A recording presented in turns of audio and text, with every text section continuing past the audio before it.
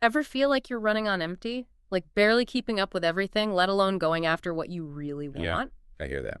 I think we all get that feeling sometimes. But what if there was a way to kind of like superpower yourself? Okay, superpower how? So we could have more energy, be more focused, more resilient, all that good stuff. Sign me up. I think we're onto something here because that's what this whole self-care for personal growth thing is really about, right? Right, yeah. And that's exactly what we're diving into today. We found some really interesting research, some scripts about it, and it's fascinating stuff, actually. So you ready to dig in? Let's do it. Okay, so first things first, we got to define this whole self-care thing Yeah. because it's more than just like bath bombs and face masks, right? Yeah, so true. It's way more than just pampering yourself. It's really about these intentional actions you take to support, well, your mental, emotional, and physical well-being. And the research is super clear on this.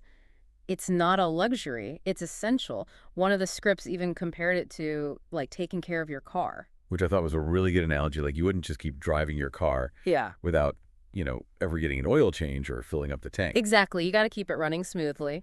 And it's the same for us. Self-care is how we keep our own engines running.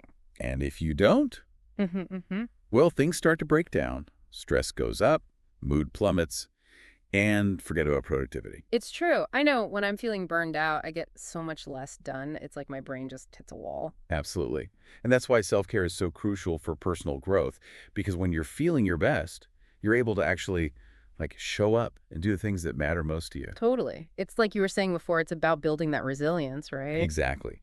And there's some cool research on this too, actually. Did you know that even just a quick 10-minute mindfulness break can actually lower your stress hormone levels? Really? Well, Yeah. And that reduction in stress, it can do wonders for your mood, your focus, even your sleep. It's wild. so, like, how do we actually do that? Because I know we're all busy Right. and fitting in one more thing. Right. Right. It's about finding what works for you. But it doesn't have to be this big, complicated thing. Okay, good. Because I need simple. Me too. Yeah. One of the most powerful things, and it comes up in almost all the scripts we read, is mindfulness.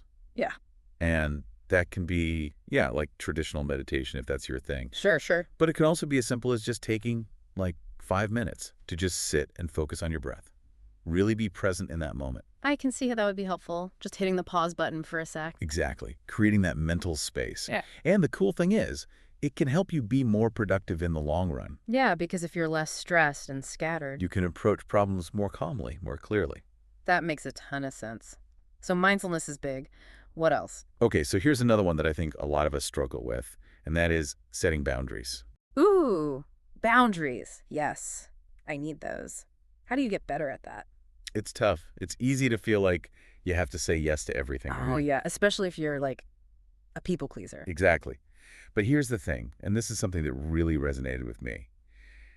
Saying no to protect your time and energy, it's not selfish, it's strategic. It's about knowing your priorities. Okay, that's a good way to look at it. Strategic. Right. So if something doesn't align with your goals, with your own well-being, then it's okay to say no. It's about protecting your energy for the things that actually matter to you. Exactly. Don't- Okay, so we've got mindfulness, boundaries. And I feel like we'd be remiss if we didn't talk about the physical stuff too, right? You're so right. The basic, Exercise. the source really emphasizes, moving your body, eating well, prioritizing sleep. We know this stuff, but it's so important. It's easy to forget sometimes, though. But yeah, like even if you can't get a full 8 hours of sleep every night or hit the gym every day, It's about those small, consistent choices. right, like swapping soda for water or taking the stairs instead of the elevator. Yeah. Little things add up over time. And I've also heard that even just a little bit of exercise can really help with creativity. Oh, 100%. You Yeah. come back from a walk and your mind is just buzzing with new ideas. It's amazing. Yeah. Okay, so we've covered the mental side with mindfulness, setting boundaries, the physical. Is there anything else? One more big one, and I think it's often overlooked. Taking care of our emotional well-being. Oh, yeah. And that can be a tough one. It can. It's about processing our emotions in a healthy way so they don't end up holding us back. This can be journaling, talking to someone you trust. Yeah, or even therapy. Yes. There's no shame in seeking professional help. Sometimes we all need that extra support. Absolutely. Bottling everything up inside. It's like Right. a recipe for disaster. It'll come out eventually, right? Exactly. So whether it's journaling, therapy, whatever works for you, processing those emotions, it creates space for you to grow. Okay, so we've got all these amazing self-care strategies, but I think the big question for a lot of us is, how does this all connect back to actually achieving our goals, to, that personal growth we're all striving for? That's the million-dollar question, isn't it? Yeah. And I think it comes down to this. Self-care, it increases your capacity. Capacity for what? Capacity for everything. When you're well-rested, you're focused, you're resilient, you're just so much more capable of handling whatever life throws at you, you know? And pursuing your passions. Yes. You're more likely to actually go after those goals, those dreams you have, Mm. because you have the energy, the resilience to actually do it. I love that. So it's not just about feeling good, it's about having that energy, that capacity to really live your life to the fullest. That's exactly it. And one thing that I thought was really interesting in what we read is that it's important to set achievable goals for yourself. You don't have to do everything at once. Oh, that's such good advice. Yeah. It's easy to get overwhelmed, right? So true. Start small.